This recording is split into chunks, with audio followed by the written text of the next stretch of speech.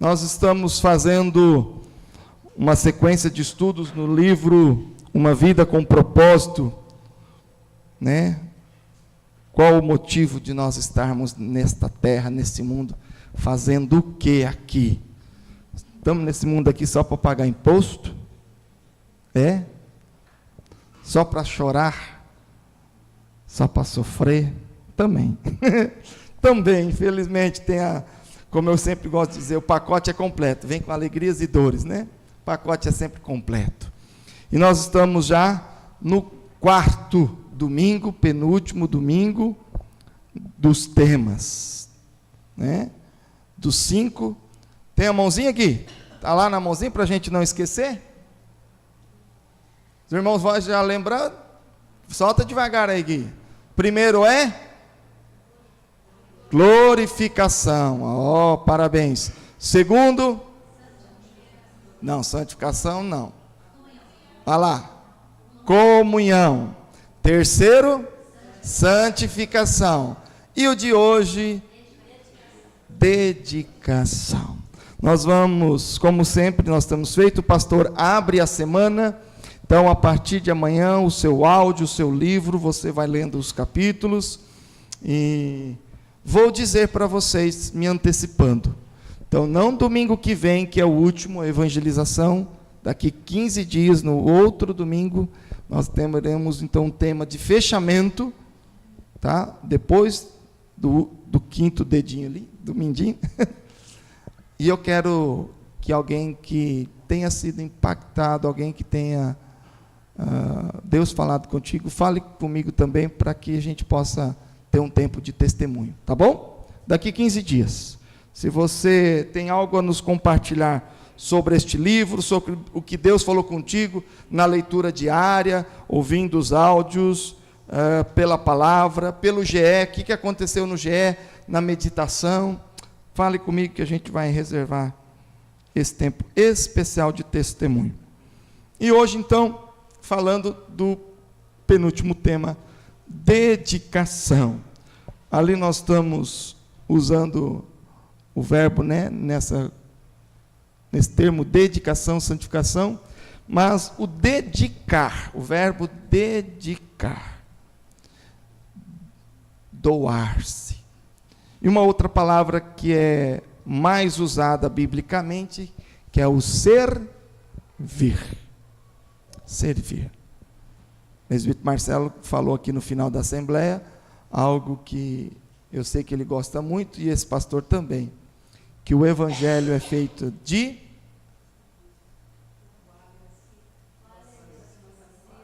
bacias, a sequência das palavras é essa, bacias e toalhas. Vamos gravar isso muito bem? O evangelho é feito de bacias e toalhas. E tem tudo a ver isso com o tema de hoje, porque eu vou me dedicar um tempo, especificamente, a minha vida. Porque nós estamos falando de vida, uma vida com o propósito. Para que você está aqui neste mundo?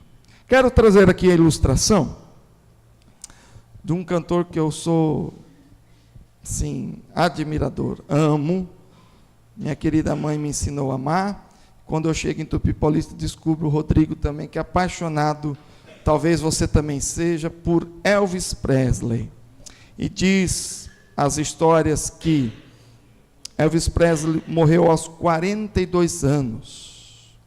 A sua esposa Priscila disse numa seguinte entrevista: o Elvis nunca entendeu o que deveria ser nesse mundo, qual era o seu propósito de vida. O Elvis achava que estava aqui para fazer alguma coisa, para servir, para pregar, para salvar, para fazer algo com a sua vida, mas não conseguiu entender o que era, disse a sua esposa. Ele não encontrou o seu propósito de vida. O Elvis nunca entendeu o que deveria ser neste mundo, qual era o seu propósito. Pensava que estava aqui por um motivo. Esse desejo agonizante estava sempre presente nele.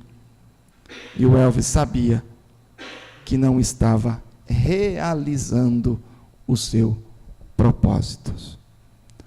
Elvis maravilhoso, bonito, as mulheres suspiram.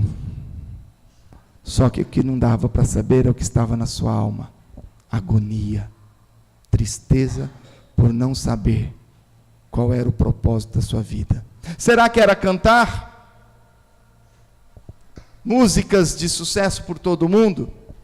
Tocar violão, fazer filme? A gente sabe que o Elvis Presley tinha na sua história, sua família, de influência tanto batista quanto assembleiana nos Estados Unidos. Os quartetos que ele trazia para cantar no palco, na verdade eram os quartetos que cantavam com ele na igreja.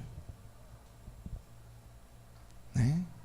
Toda a influência da música black, preta, dos negros americanos cantando.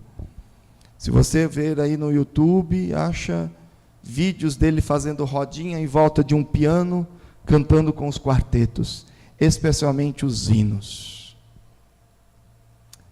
Ele não era ignorante da palavra, mas na caminhada se perdeu e não se encontrou. O que eu vim fazer aqui? Será que eu vim pregar? Diz um vídeo, um documentário, que até tenho em casa, foi produzido pela TV Record.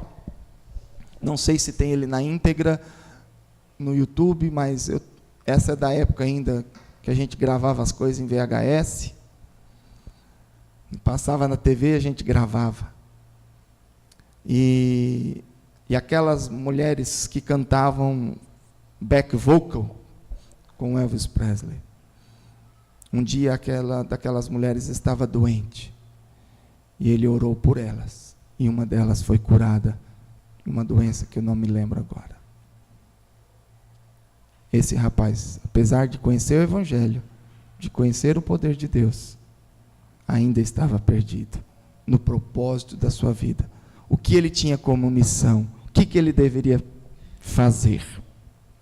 Palavras da sua esposa. E ela termina o relato dizendo: eu não quero cometer o mesmo erro.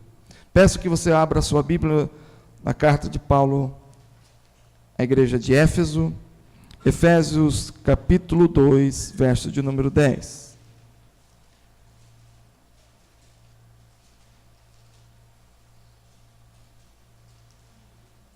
Efésios 2, 10.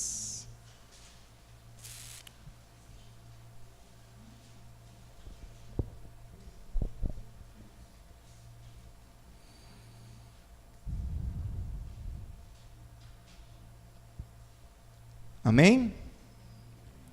Efésios 2:10 diz: pois somos feitura dele, criados em Cristo Jesus para boas obras, as quais Deus de antemão preparou para que andássemos nelas. Criados em Cristo Jesus para as boas obras. Amém? Qual o propósito para que você foi criado de acordo com esse texto? Para ação, para ajuda mútua, para ajudar a quem precisa. O nosso tema de hoje está especificamente aqui dentro. Criados em Cristo. Como uma ordenança, como um tema que faz parte do ser cristão para as boas obras. Obviamente que a nossa teologia nos ensina que nós não somos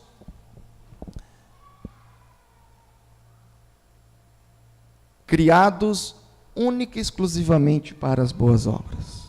Nós temos outros propósitos. Mas todo cristão salvo em Cristo, por isso essa palavra em Cristo, ele tem que ter no seu coração, no seu íntimo, amor e paixão por ajudar o próximo, por servir alguém. Faz parte de quem está em Cristo. Pastor, mas tem muita gente que ajuda, muitas entidades, filantropias, associações, que faz muitas obras. Eles estão encaixados nesse texto? Não. Eles fazem boas obras, talvez, por apenas uma educação que aprenderam em casa, por ajudar o próximo. É bom ajudar o pobre. Outros ajudam por status, para sair a fotinha no jornal. Outros talvez ajudam para fugir da condenação do inferno. Porque se eu não fizer a caridade, as boas obras, Deus me castiga. Se eu não fizer as boas obras, talvez, não é uma questão de condenação, mas também eu posso perder a bênção. Deus não me abençoa. Mas o que está escrito aqui, que todo aquele que tem Cristo em sua vida, que chama-se de cristão, é convertido em Cristo, entende que foi criado em Cristo, para uma vida com Cristo, então esse anda nas boas obras. Se você é um cristão e não anda em auxílio ao necessitado, auxílio diverso, pode ser qualquer tipo. O que você pensar em contribuição financeira, em doação, em abrir sua casa para hospedar alguém necessitado, dar uma ajuda. Aqui eu não vou falar do que especificamente, mas uma coisa é clara: você não ajuda a Deus, você não dá oferta para Deus, porque Deus dos céus não quer o seu dinheiro, mas Deus quer que você use as suas finanças, a sua oferta missionária, a sua oferta voluntária, para que isso venha favorecer a alguém. E quando nós favorecemos alguém, nós agradamos o coração de Deus, porque estamos cumprindo o nosso propósito. E eu vou dizer que todos os nossos propósitos, glorificação, comunhão, santificação, dedicação, evangelização, os 4 que nós já estamos vendo, quando nós realizamos, você se encontra como ser humano, você se encontra como cristão, e isso te traz alegria. A alegria verdadeira da vida cristã não é num êxtase cultual, lágrimas e choro e arrepio. Essa não é a alegria do cristão. Pode até fazer parte, mas isso é que nem drogado, passa na primeira noite. O que fica na vida do cristão é aquilo que ele faz, que vai perpetuar na vida do outro, não necessariamente nem na sua vida, porque na sua vida alguém já fez por você, alguém pregou o evangelho para você, alguém intercedeu quando você estava doente. Você não faz nada por você mesmo, alguém faz por você. Na vida de comunidade, você tem aqui o pastor para ler a palavra e te explicar, você tem um professor da escola dominical, você sempre, é nosso costume, né? Irmão, ora por mim. Espero que você não seja o crente 6 horas. O que é o crente 6 horas? Não é o 6 horas da tarde, da manhã, né? A tarde é 18. Vocês oram por mim? 6 horas por mim? É o crente 6 horas. Feliz aquele que ora por você. Espero que você também seja feliz em orar pelo outro. Muito mais abençoado é aquele que ora intercedendo por alguém do que aquele que recebe a oração. Porque quando nós intercedemos, nós estamos servindo a alguém, nós estamos abençoando a vida de alguém, nós estamos cumprindo o ID de Cristo. Porque somos cristãos de Deus, realizados em Cristo Jesus para fazer boas obras, as quais Deus preparou antes para nos praticarmos. Uma outra tradução que eu tenho: você foi criado para fazer a diferença, abençoar o seu irmão.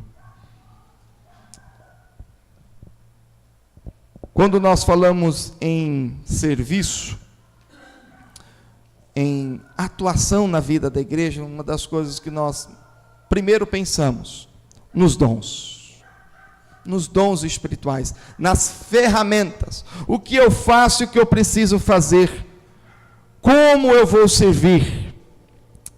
Irmãos, não é difícil você saber como você pode servir. É olhar para você mesmo.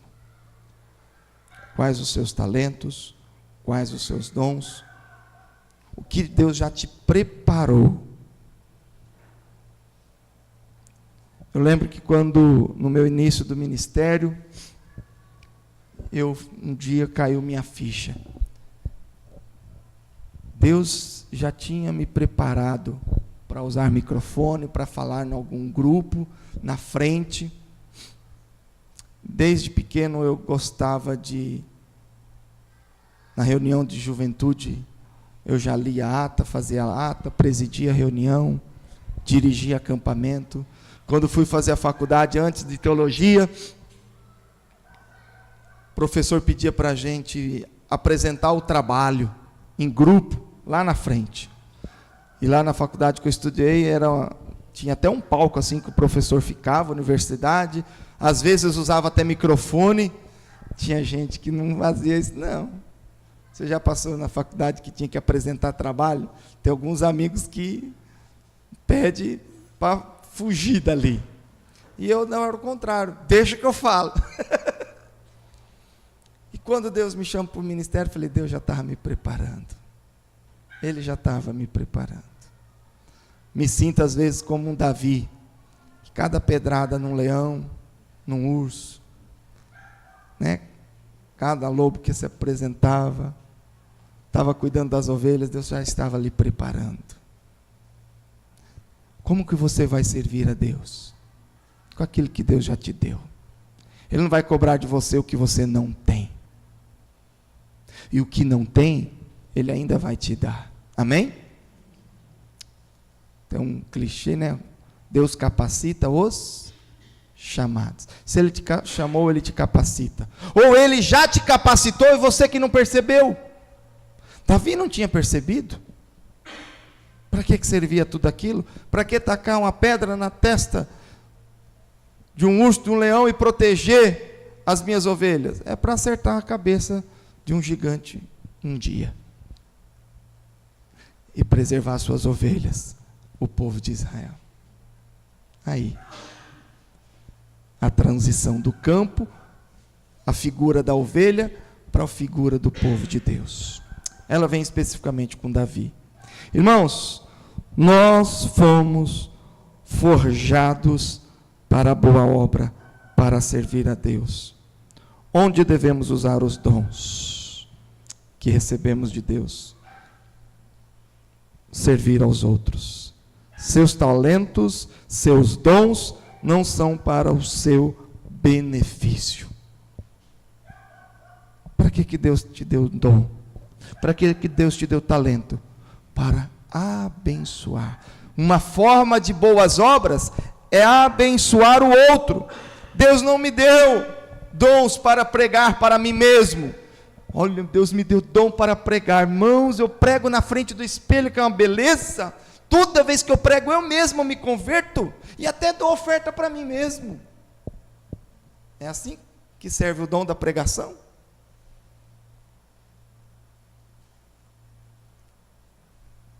Para que serve o dom da diaconia, de misericórdia?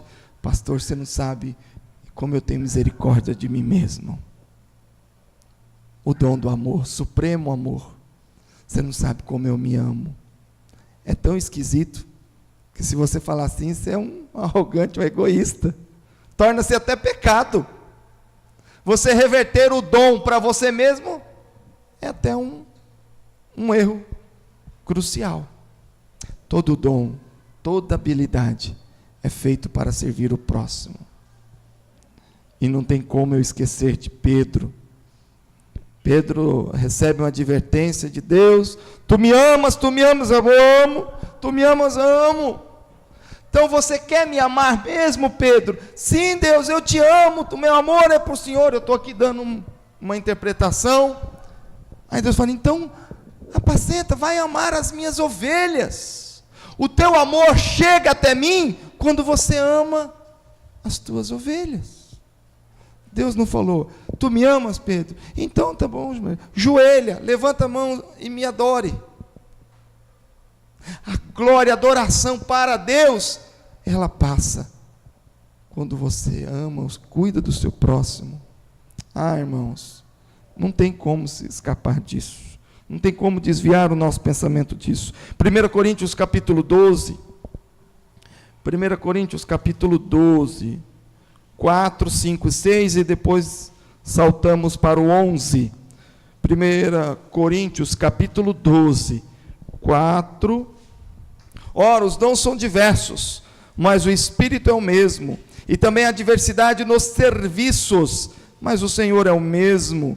Há diversidade nas realizações, mas o mesmo Deus é quem opera tudo em nós.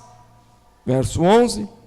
Mas um só é o mesmo Espírito, realiza todas estas coisas, distribuindo-as como lhe apraz a cada um individualmente. Você está dentro aqui. Você tem um dom. Você tem um talento que o Espírito Santo lhe deu para cada um, conforme Ele quer. Tal dom para tal pessoa, tal dom, habilidade para outra pessoa, mas Deus não se esqueceu de ninguém. Deus não se esqueceu de ninguém. Deus não criou ninguém inútil. Não existe inútil.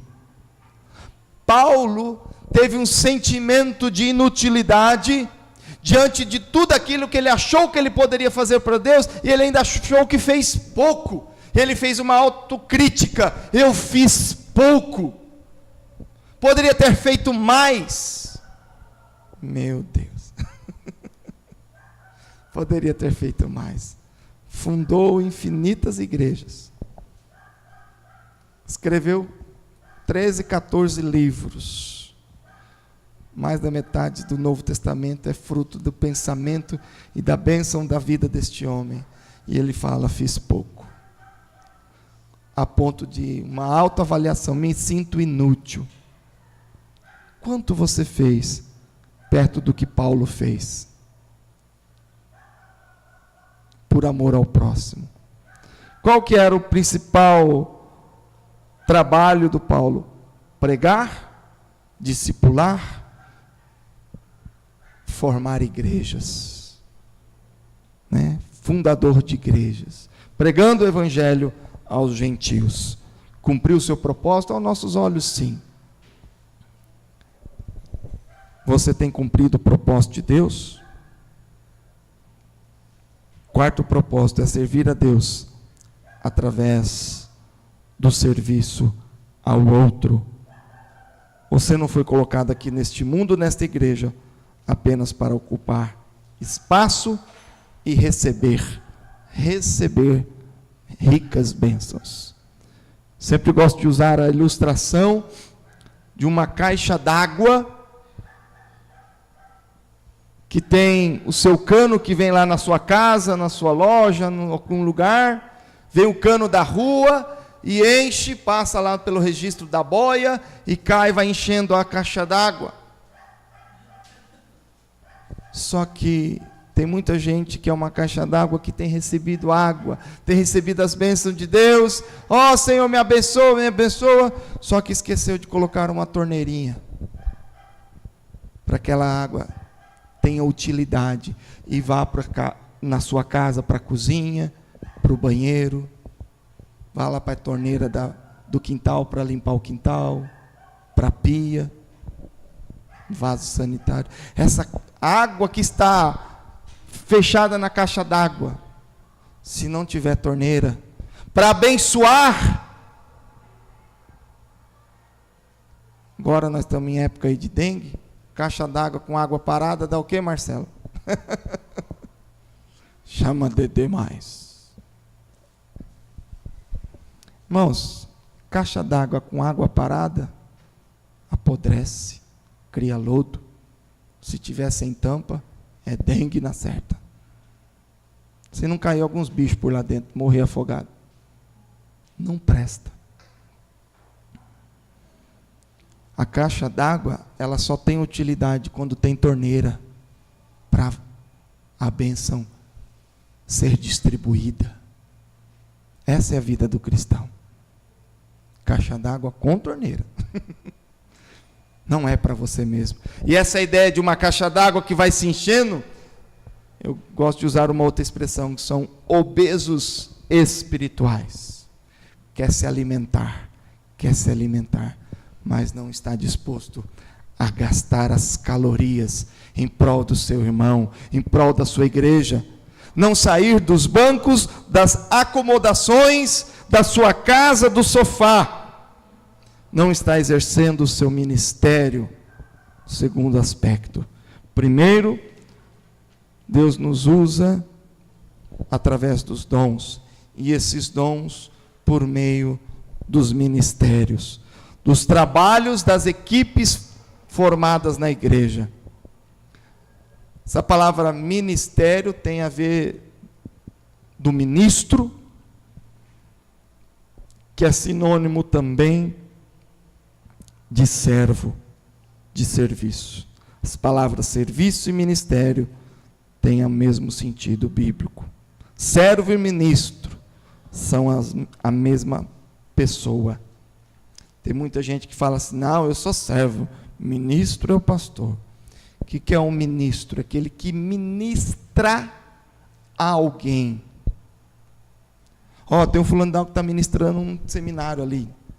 A gente fala assim, o que ele está ministrando? Ele, como se fosse o verbo dar, ele está dando uma palestra, ele está servindo aos seus alunos, ministrar, ser útil. Que pena que o povo lá em Brasília não entendeu isso. E que ser ministro é servir ao outro. Lá em Brasília, o ministro tem que servir ao povo. Se bem, amém. Se não, que pena. Mas esse é o conceito da palavra.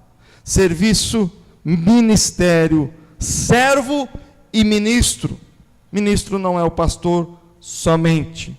Se você é chamado para a salvação, como lemos em Efésios, em Cristo Jesus, você é chamado para ser ministro, para ser servo, serva do Senhor. Ministrar a alguém. Ajudar alguém. O que Deus quer que você faça enquanto está aqui. Seja 60, 80, 90 anos, é treinar o que vai fazer nos céus, para sempre, sempre. Uma das coisas que você vai fazer no céu, é servir a Deus e ao seu próximo. Não sei como a gente vai servir ao nosso próximo, mas servir a Deus é servir ao próximo. E lá nós estaremos em perfeita comunhão, em perfeita comunidade, amando o outro. Amém? E por fim, peço irmãos que abram o Evangelho de João, capítulo 13. Evangelho de João, capítulo 13. Mateus, Marcos, Lucas e João. Quarto Evangelho, capítulo 13, de 12 a 15.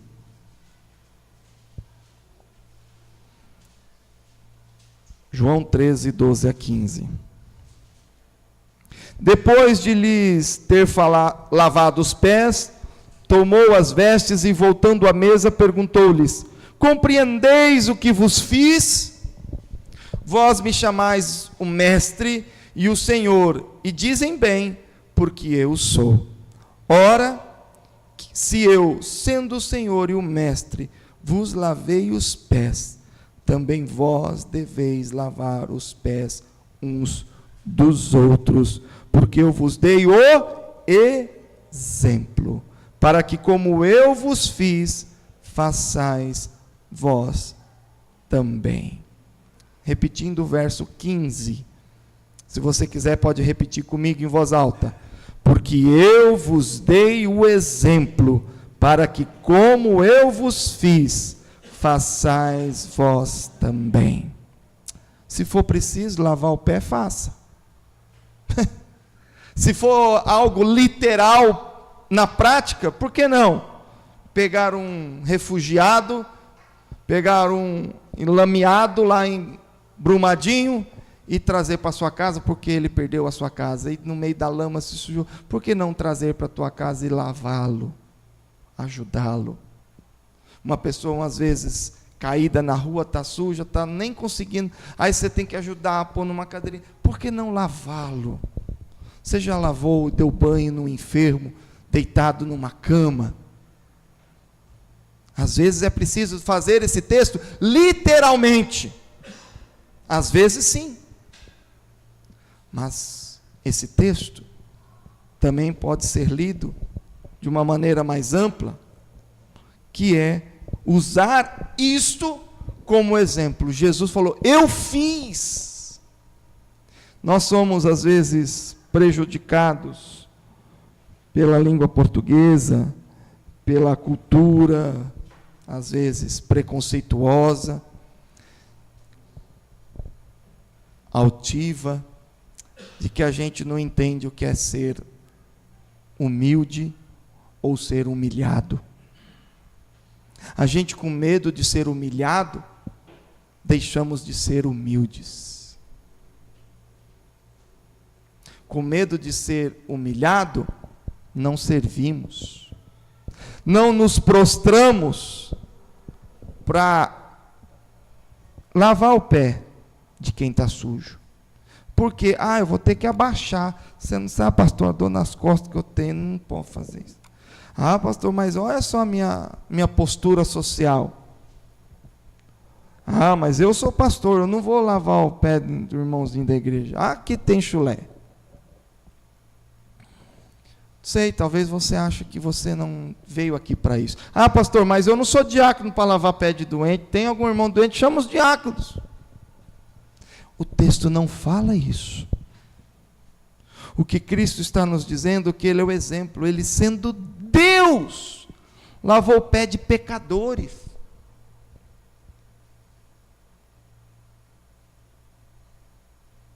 Se você continuar o texto, no verso 21 em diante, ditas estas coisas, ajuntou-se Jesus em espírito e afirmou: em verdade vos digo, que um dentre vós me trairá. Versículo 21 do capítulo 13. A cena de Jesus lavar os pés, ainda estava presente a figura de Judas e também de Pedro. Pare e pense, irmãos, Jesus lavou os pés de Judas. Chocante pensar nisso. Jesus lavou os pés de... Jesus, você não foi esperto não, por que não esperou ele sair? Porque talvez Cristo está dizendo para a gente ajudar, até mesmo se for necessário, aquele que te trai, o seu inimigo. Você tem que amar a todos. Amar o Judas e amar o Pedro. Amar João é fácil. Discípulo amado, gosto desse menino. Um amável, uma educação, menino bom, bem educado. Ai, que gostoso amar João. Só que a gente não só tem João na vida. E se for preciso, a gente vai ter que lavar pé de Judas. Pastor, é um muito humilhante. Desculpa dizer, se você não quer, não lava. O problema é vosso. Só que você não está em obediência a Deus.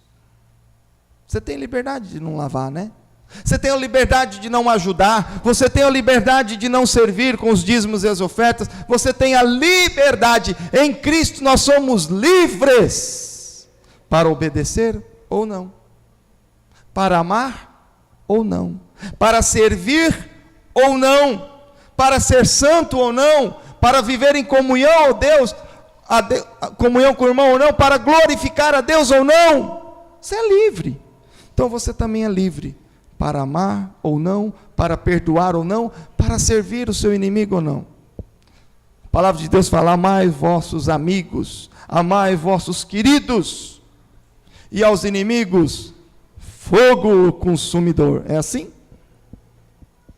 Mas amar tantos queridos, como ter compaixão, misericórdia e amor para aqueles que não têm praticado tanto bem assim para conosco. Jesus é o nosso modelo de serviço. Serviço que doa, não uma bandeja, não um pouco de água, mas que doa a vida. Do filho que doa a vida para cuidar dos pais idosos, até se for de um tio, de um amigo. A Dani tem uma prima que deu a vida para cuidar de um amigo, que tinha a enfermidade da AIDS, bons anos atrás, não só o vírus, mas ela estava atuando, ele estava enfermo mesmo, e a prima da Dani deu a sua vida para cuidar dele. Ele, um rapaz homossexual, sem família perto, e ela, uma amiga, o ajudou e cuidou até o seu último dia de vida. Esse rapaz, por acaso, foi um professor meu, na minha primário, dava aula de inglês na escola. Quarta, quinta série, sexta, sétima, assim. Deu aula de inglês até na minha época era oitava só. Quando da surpresa da prima, depois da morte desse professor,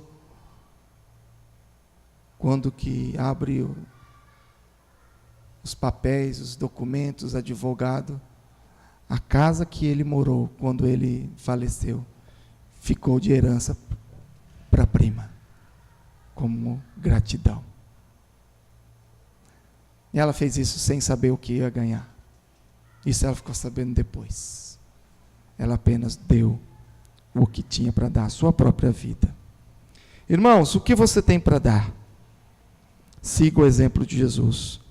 Suas finanças, se é uma pessoa que tem condições de ofertar, pastor, eu não tenho condição de ofertar nada, pastor. Nada é mentira, sempre alguma coisinha você tem condições de ofertar.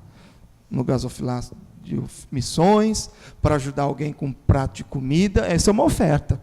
Não é oferta no templo, mas é oferta de dar fruto das suas finanças.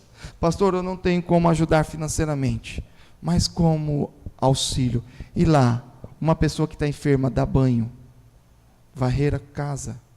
Você já pensou numa mãe de família, cai enferma e está doente? Quem vai fazer comida para ela? Quem vai limpar a roupa? Quem vai limpar a casa? Você já fez isso para alguém próximo? Você não deu dinheiro, você não comprou medicamento, mas você deu a sua própria vida, né? Isso é o exemplo de Cristo. Cristo nunca deu dinheiro para ninguém, ele só deu o que tinha de mais valor: a salvação, a sua própria vida. Para concluir, muitas pessoas não têm encontrado o seu propósito de vida. Para qual propósito eu fui criado? Lembra dos nossos. O livro nos ensina: glorificar a Deus, ter comunhão com Deus e com a igreja, viver em santidade, porque Deus é santo, viver em serviço, porque Cristo é o modelo de serviço e disse para nós servir ao próximo. Mas quero dizer, para encerrar, que se você não está encontrando a razão e você está triste, como na introdução falamos do Elvis Presley, angustiado por não encontrar a razão da vida. Talvez muita gente tenha até uma baixa autoestima, infeliz, não gosta de si mesmo. Fica aqui o esclarecimento. Muitas pessoas empregam bastante tempo, estudo sobre autoestima, valor próprio e significado. Querem sentir-se bem consigo mesmas, mas estão buscando essas coisas em lugar errado. Você não obtém valor próprio com o sucesso, porque sempre há alguém que desempenha seu serviço melhor. Você não consegue autoestima com status, você não obtém autoestima com sexo, você não consegue autoestima com seu salário. A Bíblia diz que você obtém autoestima com serviço. A maior emoção da vida é ser usado por Deus. Tem muita gente esperando um agir de Deus na sua vida. Pastor, eu tenho orado e pedido a Deus, para Deus usar minha vida, uma bênção, eu tenho clamado para Deus uma bênção. Eu quero ver a bênção de Deus, o agir de Deus. Ô irmão, dá um passo. Sai desse sofá, estende a mão para quem está enfermo. Quem sabe Deus te use. Só que os preguiçosos não são usados, eles são condenados, exortados por Deus. Ai dos preguiçosos. E a gente quer ver a manifestação de Deus. Mas enquanto você está buscando a manifestação de Deus, Deus está buscando adoradores que adorem o Espírito em verdade. Buscando profetas, como diz Isaías, eis-me aqui. Só pode ver gente curada quando alguém estende a mão. Só pode haver coração quebrantado quando alguém ora. Só pode haver conversão quando alguém prega. Não tem jeito. Como ouvirão se não há quem pregue? Então, para você ter, gente, tem tanto Deus, pedir uma bênção do meu parente se converter. Quantas vezes você pregou para ele? Quantas vezes você tem orado por isso?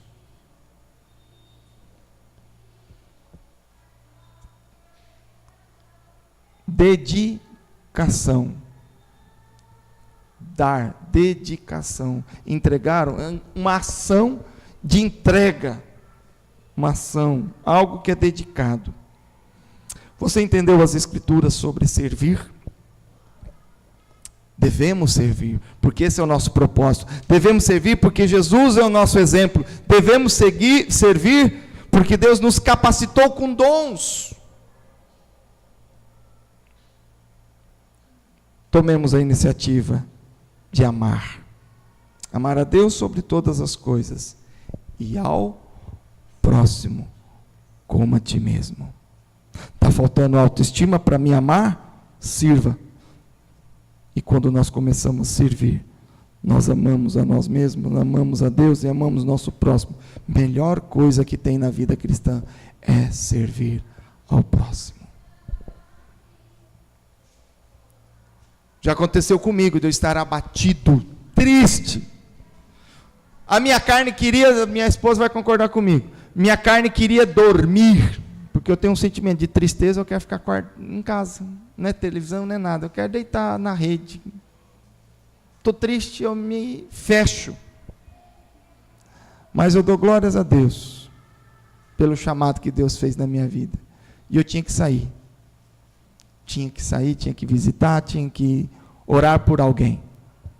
E todas as vezes que eu volto de alguma visita, de alguma oração, minha esposa, como você volta melhor, né? Como você volta melhor? Você volta melhor do que quando saiu. Falei, eu estava abatido, mas aí eu estava orando, e Deus fez isso, e Deus falou aquilo, e o irmão chorou, e se arrependeu, e foi uma bênção, e eu volto melhor para casa. Quando a gente serve, Deus nos anima, Deus fala conosco, e Deus nos cura. Tome a iniciativa de amar, como Jesus falou a Pedro, tu me amas? Apacenta as minhas ovelhas, cuide das minhas ovelhas. Oremos.